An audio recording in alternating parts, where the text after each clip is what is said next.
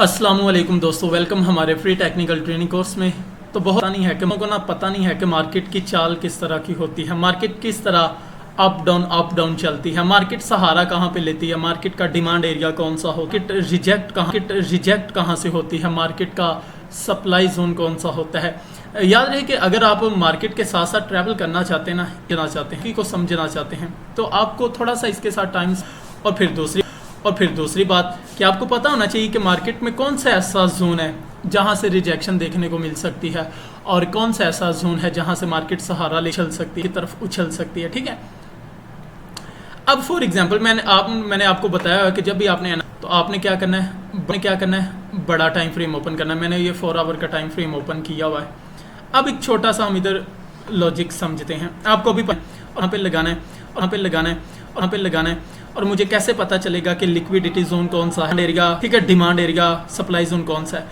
अब इस पॉइंट से लेते हैं, इस पॉइंट से लेकर मार्केट ने ऊपर की तरफ थोड़ा सा उछाल दिया, ठीक है, उछली, फिर उसके बाद नीचे की तरफ आ गई, पॉइंट तक आई, इस पॉइंट तक आई, फिर क्लोजिंग जो है वो इसी पॉइंट है, फिर इसके बाद मार्केट, ठीक है, ऊपर की तरफ उछल लिया। तो अगर देखा जाए तो सेम एज इट उसी जोन में अगेन फिर नीचे की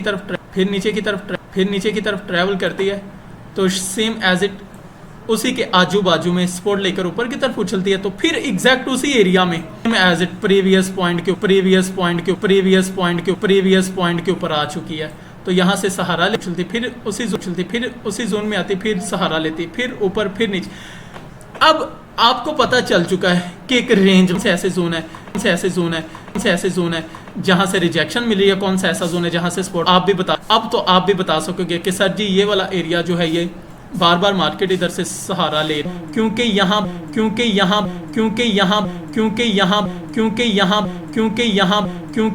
पर डिमांड ज्यादा है, लिए बैठे हुए हैं, लोगों के ऑर्डर फिल हुए हैं।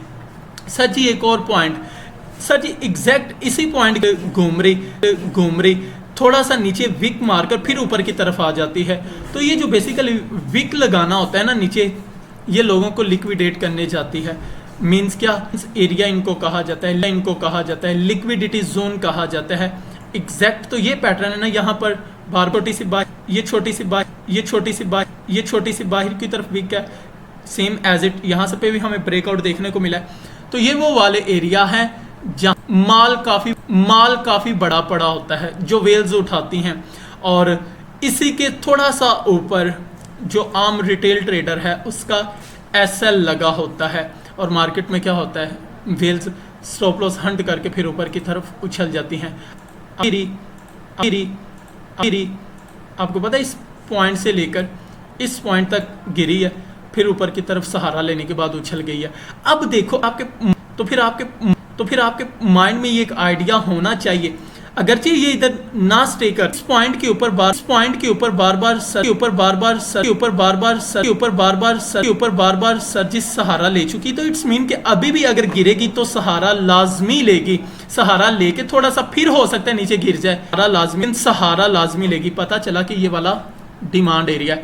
तो एक डिमांड एरिया हमको पता चल गया, तो हम सिंपली क्या करेंगे, इसमें आएंगे, टूल्स में आएंगे और एक रेक्टेंगल्स ड्रा कर लेंगे, सेम एज इट इस पॉइंट से लेकर इस पॉइंट तक हम इसको ड्रा कर लेंगे। ये हमारा एज ए एरिया कौन सा, यहाँ डिमांड जोन। अब मार्केट रिजेक्शन कहाँ से ले रही है, बार बार ऊपर की तरफ जाने की कोशिश करती है, लेकिन रिजेक्ट होने के बाद फिर वापस नीचे की तरफ आ जाती है। ये वाला जोन सेम एज इट यही सेम उसी पार्टिकुलर। तो पता चला इंपॉर्टेंट सप्लाई जोन है। यहाँ लोग बेचने के लिए बैठे हैं, सेलर्स बैठे हुए हैं, उन्होंने ऑर्डर लगाए हुए हैं। इसकी वजह क्या थी? इस पॉइंट के ऊपर जिन्होंने सेल ऑर्डर्स लगाए थे, ठीक है, या फॉर एग्जांपल कोई अगर बाय करके बैठा था इधर, तो लगा देते तो स्टॉप लॉस लगा देते तो इस पॉइंट के ऊपर उनका एसएल था। तो ये लिक्विडेट करने के लिए ये देखो इस पॉइंट तक आई, और फिर उसके बाद ब्रेकआउट ऊपर सस्टेन नहीं कर पाया और फिर मार्केट नीचे की तरफ मूव करना स्टार्ट कर दिए।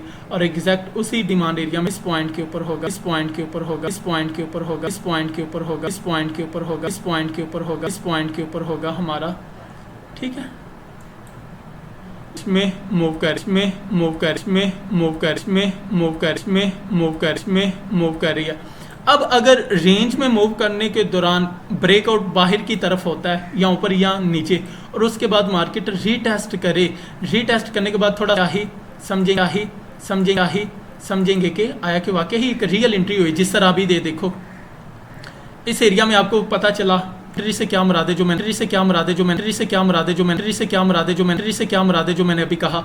मेरे कहने का मतलब है कि ठीक है ब्रेकआउट हो गया, अगेन इसी लेवल को रिस्पेक्ट करने आए, फिर इसको रिस्पेक्ट देने के बाद ऊपर की तरफ उछले, तो फिर हमारे पास ये एक बुलिश फ्लैग होता है। लेकिन ये ऐसा कर ही नहीं पाई, रीटेस्ट करने के दौरान ये फेल हुई और फेल होने के बाद फिर वो नीचे की तरफ मूव कर रही है। सेम एज इट अगर हम सेल करना चाहते हैं, हमारे पास एक एक्सपेक्टेशन है कि बिटकॉइन 24,000 25,000 की रेंज में जा सकता है, तो फिर उसके लिए हमारे पास जो कानून है वो क्या है कि ये ठीक है इस तरफ ब्रेकआउट दे, ब्रेकआउट देने के बाद रीटेस्ट करे, रीटेस्ट करने के बाद फिर नीचे, तो फिर हम समझेंगे कि आया कि अब हमें सेल करना चाहिए।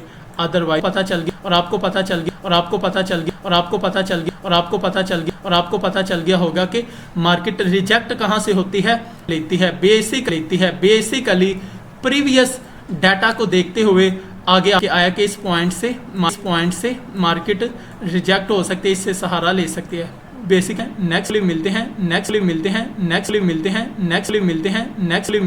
नेक्स्ट वीडियो में। तो आप कोशिश करें